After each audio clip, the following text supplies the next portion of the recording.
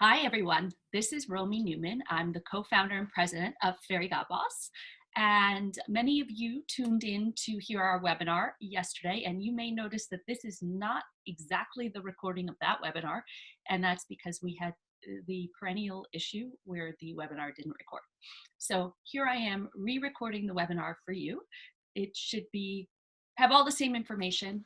I can't promise to make all the same jokes, but I'll do my best. So here we go. Thank you for joining us. This is a webinar to talk about the trends that we're seeing in gender diversity in the corporate world specifically, and how we believe they should be influencing your company's practices as they relate to acquiring new female talent and attracting new female talent.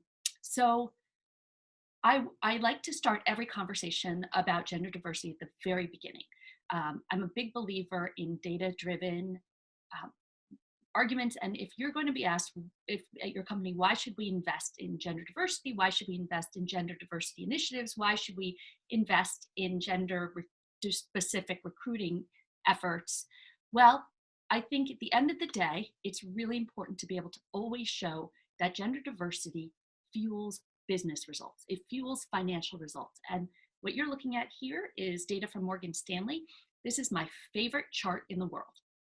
In fact, I invite you all and encourage you to print this out, hang it up, carry it wherever you go, because what this says, Morgan Stanley took a group of corporations and divided them into 3 groups based on how gender diverse their leadership teams are.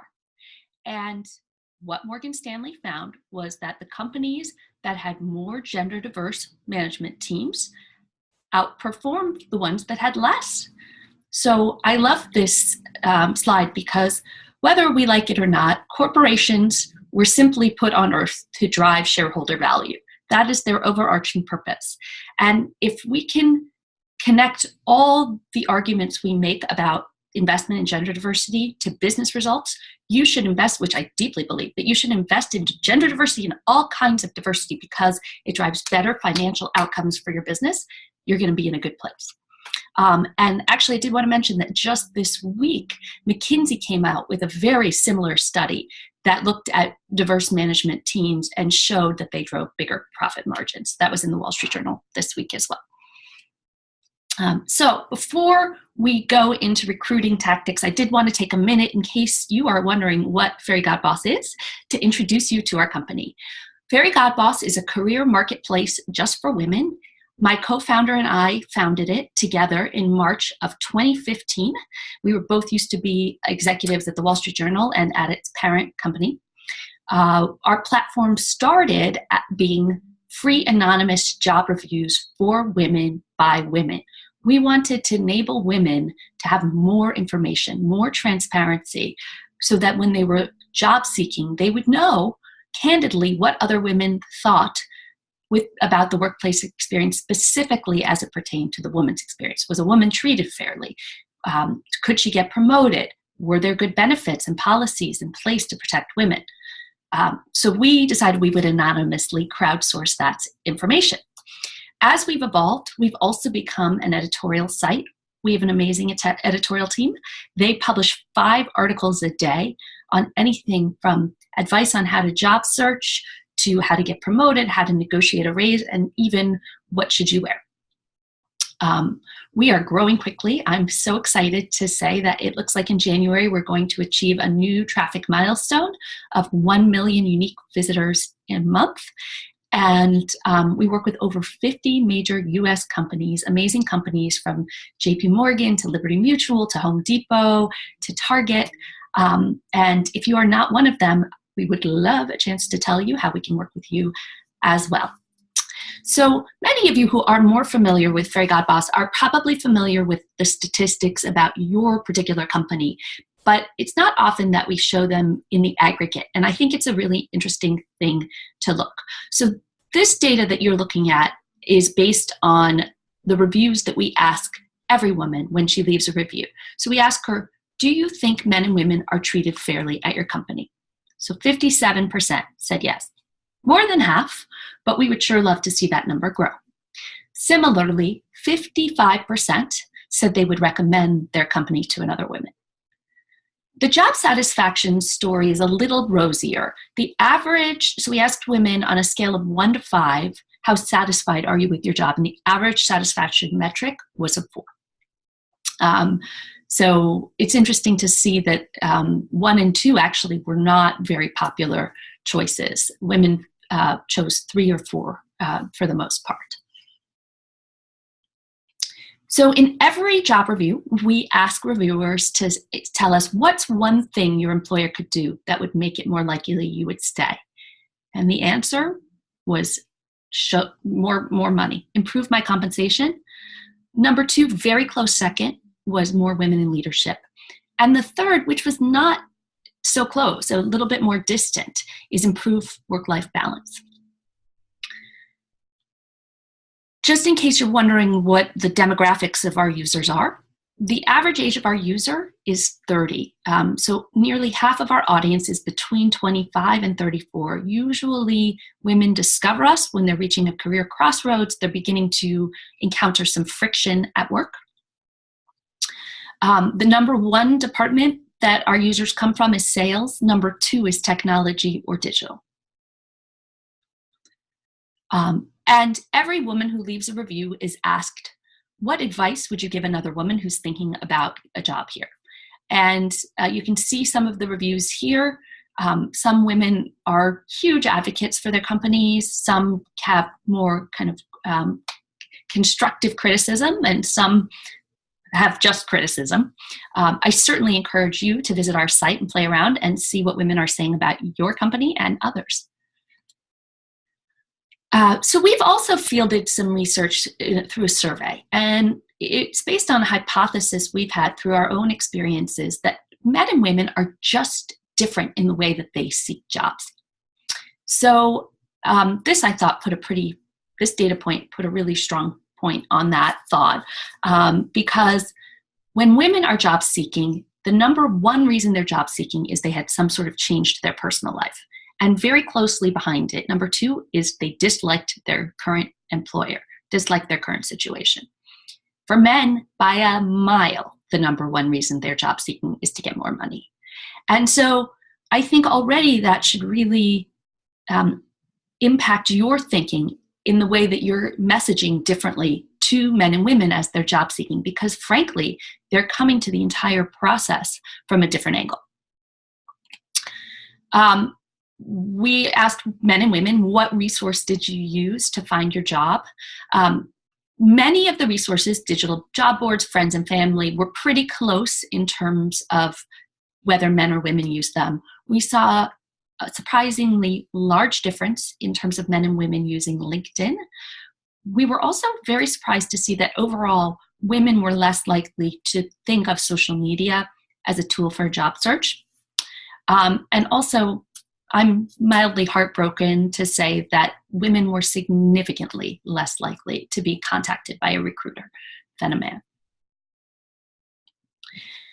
We asked men and women, what elements are most important to you in your job search? So, and this was based on a scale of 1 to 7. So how important is this factor to you in your job search? No, 7 was so important and 1 was not at all important. And for women, the number 1 most important thing was a good manager. And I thought that was very interesting. And I'm certain it's a function of the fact that a manager dictates so much of the individual experience. For a guy, I wouldn't have had to show you the slide. The number 1 most important thing for a man, compensation. Women have 3 things that are very closely bunched together: good manager, flexibility, and compensation. For men, and also it's worth noting that location and commute are very important to a woman. This woman is thinking about, how does this job fit into my life? I have other responsibilities. Where is this job? What kind of experience am I going to have? And the guy is wondering, good compensation is very important. Do I have a good manager? And am I going to get promoted? So it feels like men are a little more single-minded in terms of their job search, while women are trying to gather a picture of what the experience will be. which is what Fairygodboss does, by the way. When we work with companies, we aim to help you share your story about why your company is a great place for women. We do it using pictures and photos and articles. We do it through profiles. We highlight women who work at your company. We bring their words to life to advocate for you. So Fairygodboss is a business. We're a for-profit business, but we also have a social mission, and that's to improve the workplace for women by creating transparency. And as part of that mission, one thing that we do every year is we publish a report called The State of Gender Equality in the Workplace. So we released this in December, and hopefully you've seen it. If not, it's available on our website. We had 7 very important takeaways in that. So what I'm going to do now is kind of interpret that report with what I think the takeaways are with regard to recruiting women and what tactics you can put in place immediately to help up your game with regard to attracting more women. So 7 essential strategies to attract women in 2018. Here they are. I won't walk you through them all now because we'll go through them each one at a time. Number 1, show that your management believes in gender diversity. So a lot of management data or a lot of CEOs say they believe in gender diversity, but you have to show it. And this was interesting. So what you see, this data here, which is again from the Fairygodboss reviews, is a correlation between whether a woman thought men and women were treated fairly at her company and whether they were job satisfied. So it seems almost obvious, but of course, it really, I think it's important to show what a direct correlation there is between a woman believing that she's being treated fairly and her overall job satisfaction. We ask our reviewers, does your CEO believe in gender diversity, support gender diversity? 60% said yes, that's pretty good. 12% said no, that's terrible. But where I would hone in, what would concern me is to be a maybe, because it means that the messaging isn't clear. The thinking of the company is not clear. And it is essential for women, and I would argue everyone, that a path of diversity, making diversity a priority, is something that the management has shown it is committed to. Also, it would be hard to talk about gender diversity trends right now without referencing the Me Too movement. And so I think it's a good time for you all to take a moment and think about how has your company responded? Has your company responded? And I'm afraid that no response is not enough right now. And we did a survey late this year. Actually, this data was published in the Wall Street Journal today, so that's very exciting. But less exciting and more awful is that we found that 76% of women we surveyed had encountered some sort of verbal harassment. A full 50% had encountered physical harassment, and 28% said they'd encountered emotional or psychological harassment. When we asked them what stopped them from reporting it, the number 1 reason was they didn't want to make a scene. The number 2 was that they didn't believe that it would report in action. And third, they were afraid that there would be some sort of retribution.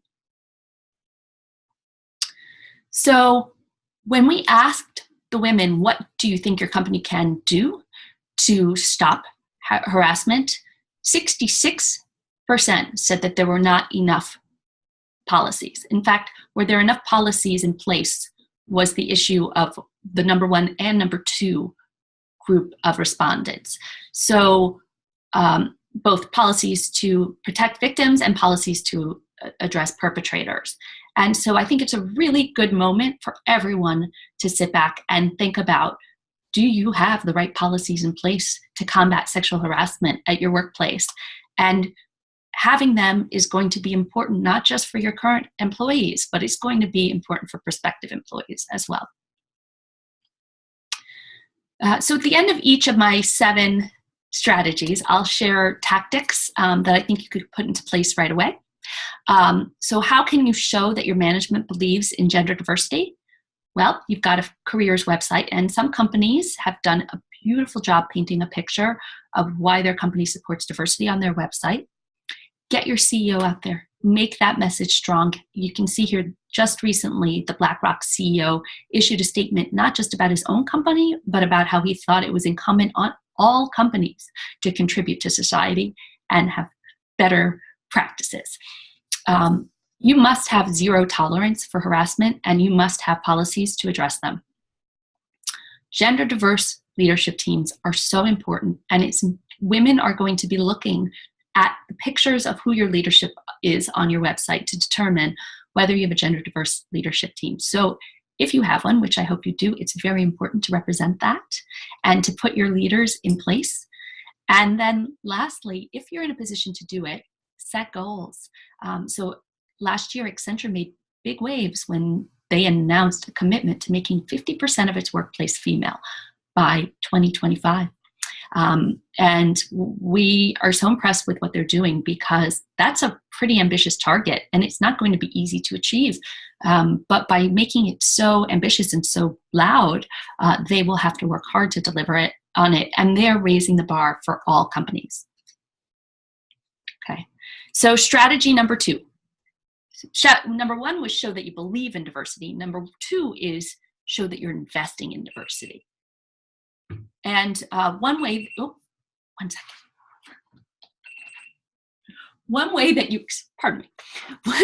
you can do that is through your employee resource group. And I mention that because not every company has enough money to staff a diversity department. It's wonderful if you do, and if you do, they can drive many of the improvements and guide investments in diversity. But if you don't have it, a homegrown employee resource group, also known as a business resource group or an affinity group, so I'm talking about like women at Google, can help you know where women would appreciate investment and improvement and help make the changes. So we actually did a survey of women about their employee resource groups. They said that they receive mentoring, they're able to discuss and network, they can talk about business ideas and change company policies. So all very interesting ways that small investments in an employee resource group or in the suggestions of the employee resource groups can make a difference to your company. We asked if your employee resource group made a change to your corporate policy, what did it improve? Many said parental leave. Many said flexibility, mentorship, and even some said compensation. I also wanted to mention we had an incredible meeting in November. If any of you were present at it, we brought together leaders from over 50 companies of their employee resource group. We had an amazing set of speakers. We talked about how we could all get together and share best practices around these resource groups. And we're really excited to do that again, because I think one way that all resource groups can get better quickly is by talking to each other. Everybody's kind of writing their own script and reinventing the wheel every day, instead of there being a playbook and best practices that everyone can share. So tactics to help show your company's investment in diversity.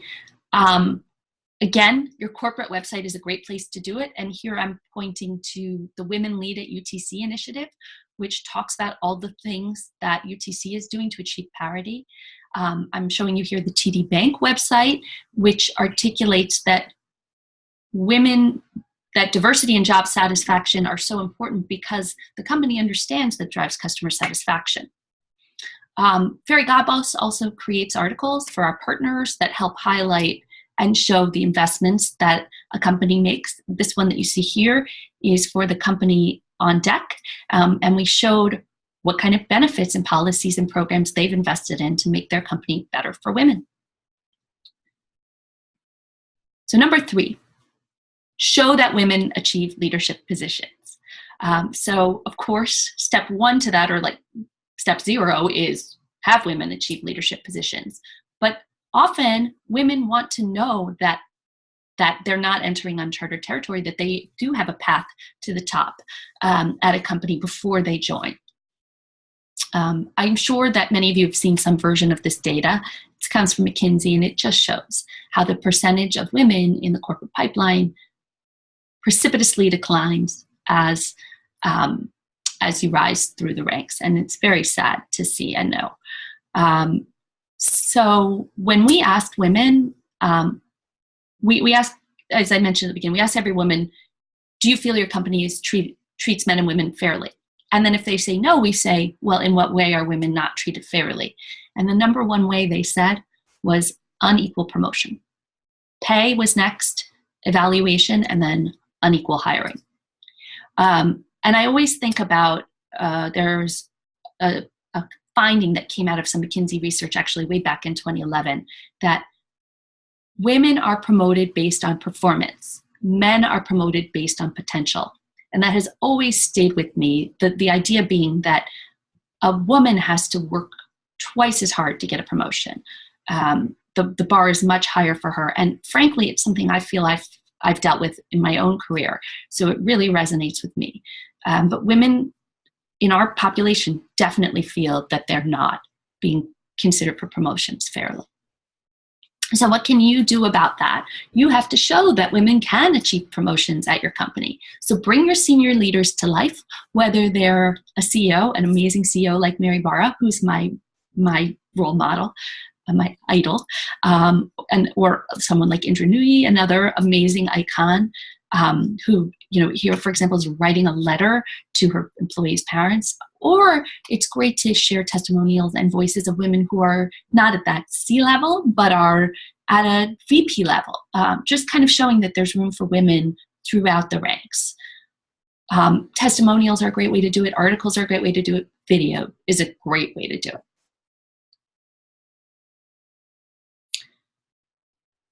If you want to attract female job seekers, you need to show that you care about equal pay. And I mentioned this earlier. One thing that women all said that they would stay, one reason they would stay is better compensation. You also are probably extremely familiar with this data point that our company has a pretty significant gender wage gap. So what can you do to show that you care about equal pay? Well, there are a few companies doing amazing things. Salesforce really kind of started the trend and became famous for their initial compensation audit, where they did find some gap in unequal pay, and they put $3 million aside to remedy it. And then recently we saw both Citi and Bank of America come forward and say that they had done a compensation audit and were close to pay parity. And I would argue that that is welcome news, and that will certainly help them attract more women. So if you're able to make an announcement like that, it's pretty good for you. You should think about talking about how you pay for people in general, and say that you aim to pay above market or near the top of the market, if indeed that's something you would consider doing, because both men and women care about compensation, and women want to know they're going to be valued. You can also talk about paying for the role, so that a woman is not going to be hired based on her past salary, but there's a definition of what a role makes. And then, as I'm sure you're well aware, there's an amazing growing list of companies that don't ask salary history, and also states that are prohibiting asking salary history, like New York, where I'm very proud to live, and California. So it's tricky, because it's equally important to show that you want to pay and that you value your employees' families. Female employees especially are going to want to know, is this a company that understands that I have a family?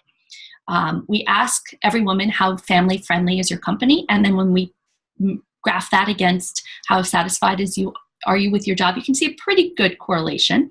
But when we ask, how flexible is your company and how satisfied are you, there's a really strong correlation. And I do want to pause and kind of put a small asterisk on that, because I think flexibility can mean so many things.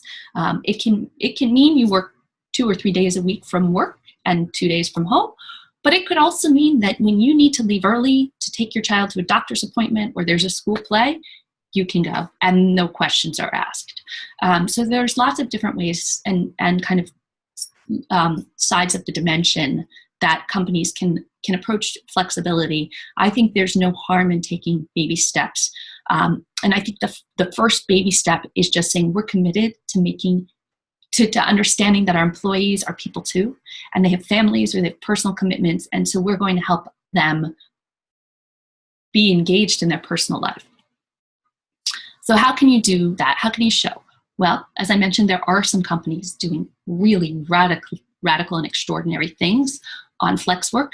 Dell is aiming to have 25% of its population be remote workers.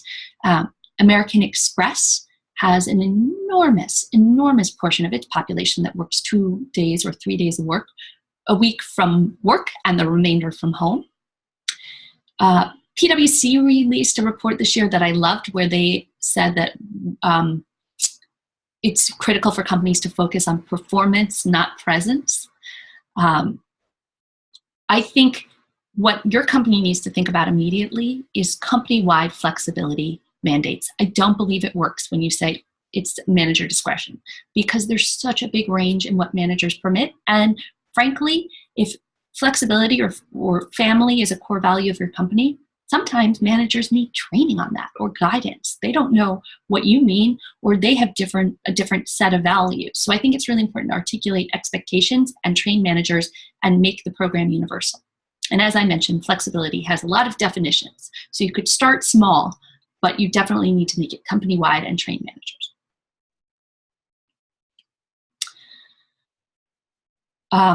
So now I'm going to talk about parental leave. And I will tell you right now, what your maternity leave policy is matters a lot if you're trying to attract women.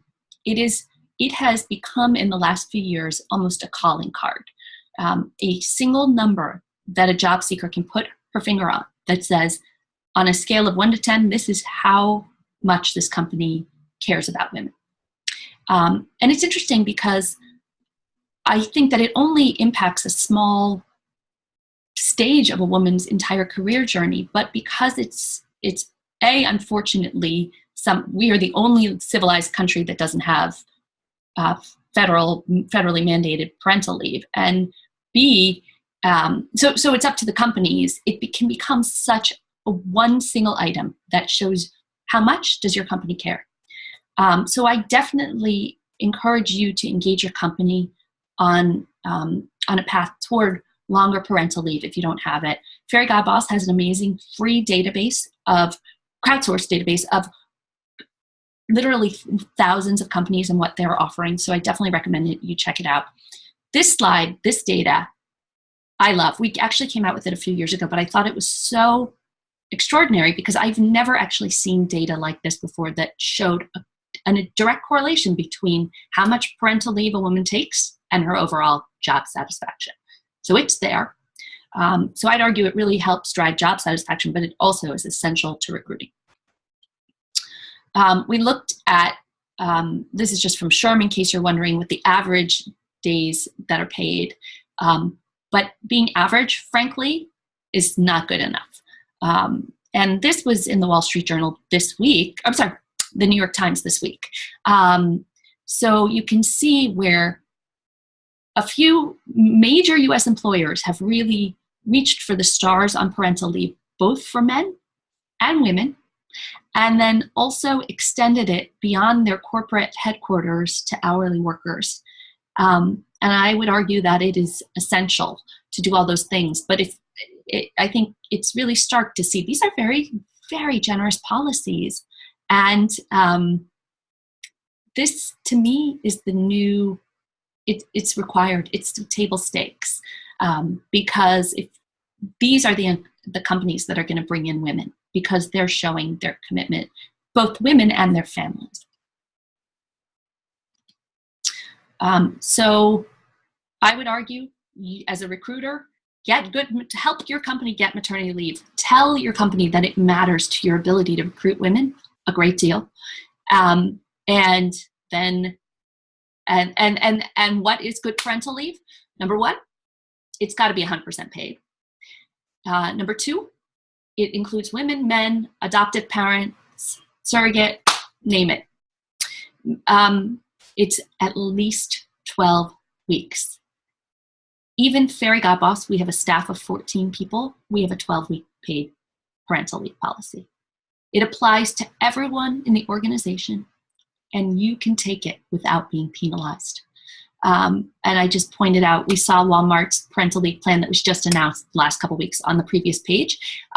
Etsy also has a remarkable plan that they've actually done studies on how it's driven retention. They offer 26 weeks to men and women. So lastly, you've got to bring men on board.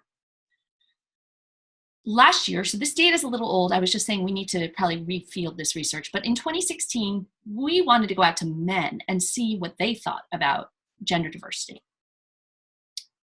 What we found out was that only 1 in 3 men thought that there was any issue about gender diversity at all. Now, maybe the last year has helped more men appreciate that it is a real workplace issue, but it was a little horrifying that only 33% thought there was any issue with gender diversity in the workplace, and only 10% thought it happened at their workplace. Contrast that with, we saw at the beginning, the first slide, 57% of women said they thought they were treated fairly at their workplace. So a full 43% of women think they're not being treated fairly. So 43% of women versus 10% of men. It's a huge perception gap. When we asked men what kind of challenges women faced, overwhelmingly they said mentorship, overall feelings of inclusion, compensation was much lower.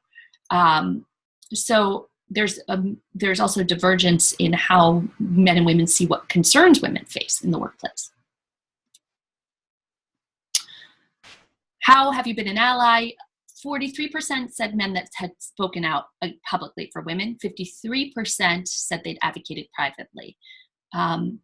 30% said that they'd met with women privately to discuss diversity and inclusion. And one thing I'd like to say about this is part of the issue here I don't think is intentional. I think that men either truly don't internalize the issues because no one has sat down and explained them to them, or they feel very uncomfortable talking about them. So I think as women, the more that we can help engage men, help them understand the issues, and talk to them face to face, help them figure out where they can help, we can help engage men as allies. So from a recruiting perspective, you've got to get men on board because they are an essential part of the recruiting process. They're your front line often. They're a hiring manager, or they're somebody that's doing an interview. They may be a recruiter. So help men understand the differences between men and women. Help them understand that men and women are feeling sensitive, or women that are feeling sensitive about some issues, that women job seekers want to know different things, and then challenge male hiring managers to see more women and interview more women, hire more women. At the beginning of the deck, we saw that women are far less likely to be contacted by a recruiter, so encourage your recruiters to reach out to more women. There's a great report from BCG that shows a lot about how men perceive the workplace and struggle with that, and I definitely refer you to that. And as an example of someone who's doing amazing things, I would just point to, in this realm, I would point to Facebook, because Mark Zuckerberg, its male CEO, took 2 months parental leave. And that's wonderful for his family, but it's wonderful because it showed the whole company that in this company, men work with women. Men are allies with women. Men are part of the process. So would love to see more of that. So to summarize, the 7 strategies we covered: show you believe in gender diversity, show you invest in gender diversity, show that women achieve leadership positions, show that equal pay is your priority, show you support family and work-life balance, show that parental leave matters, and educate male allies. That's the webinar.